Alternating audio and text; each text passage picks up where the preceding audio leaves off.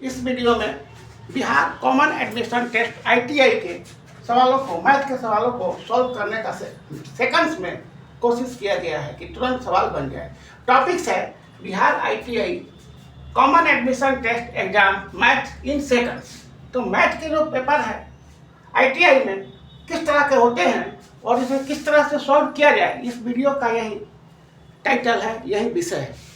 तो सबसे पहला सवाल है, चित्र में एक रेक्टेंगल आयत ABCD के अंदर O बिंदु है, ये O एक पॉइंट है और OB, OD, OA ये सब दिया हुआ है, तो OC का वैल्यू हम लोग को निकालना है।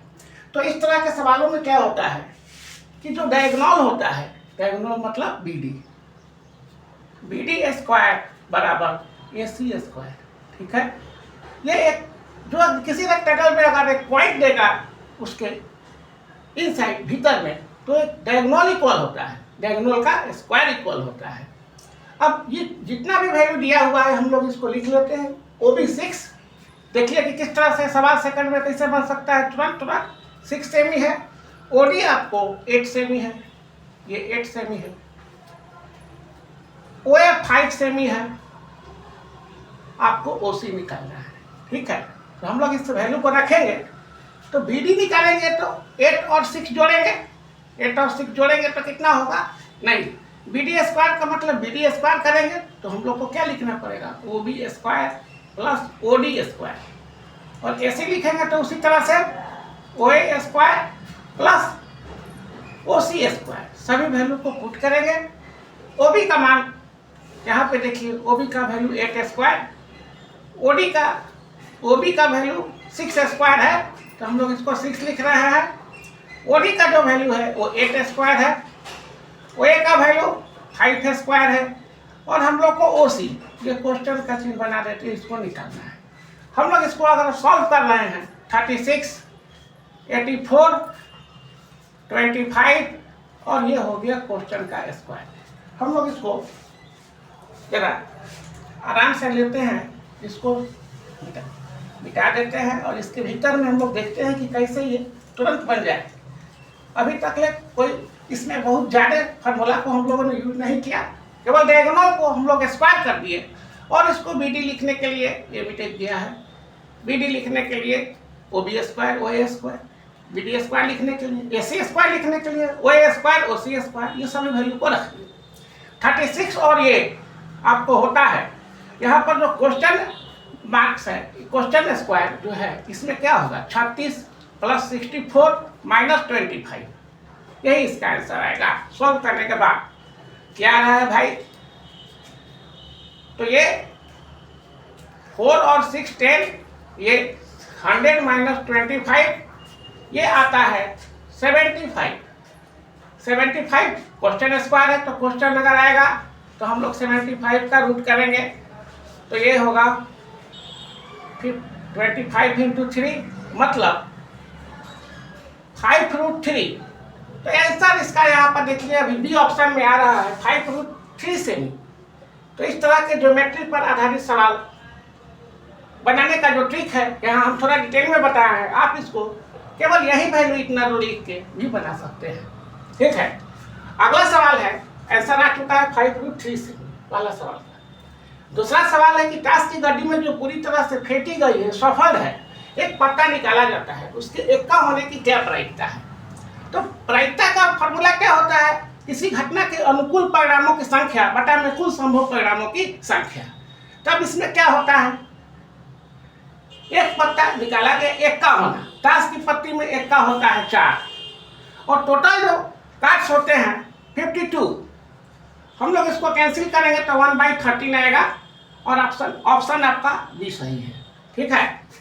अगला सवाल 3 नंबर है, समीकरण √2x minus √3y equal to 0, √5x plus √2y equal to 0 का सॉल्यूशन बताइए। तो इस तरह से हम लोग इसको किसी भी विधि से हल करेंगे,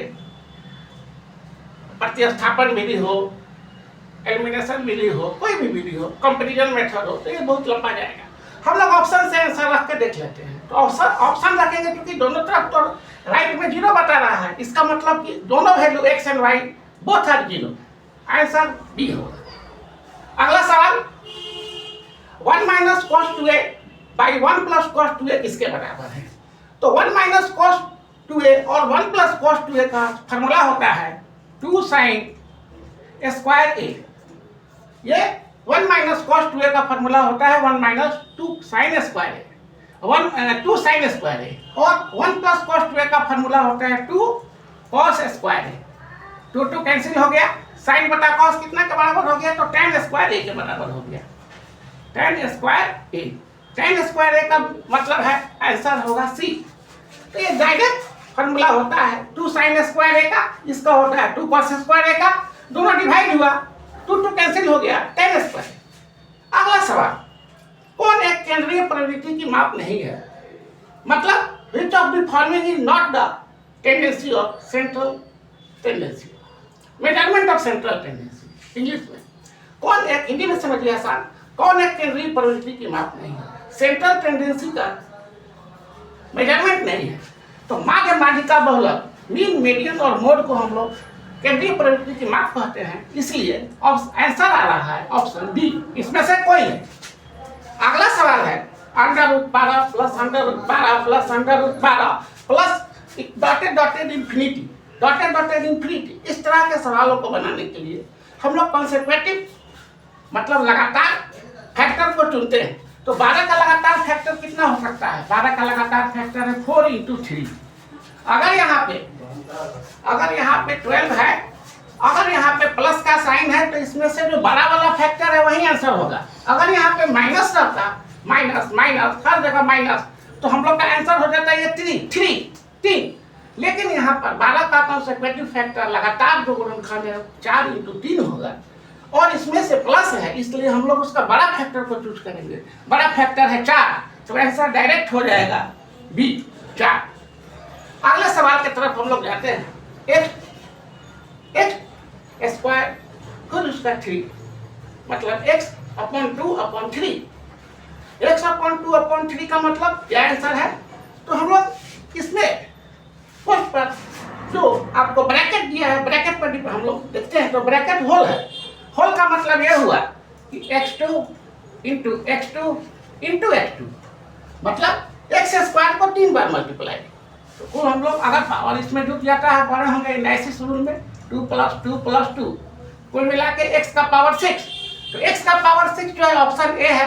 तो इस तरह से सवालों को बेसिक रूप से समझाने का कोशिश किया गया इस वीडियो में। अगर मेरे वीडियो को और देखना चाहते हैं, लाइक करते हैं, तो मेरे चैनल को सब्सक्राइब करें, ताकि इस तरह के और वीडियो को आपके सामने रखा जाए। Thank you.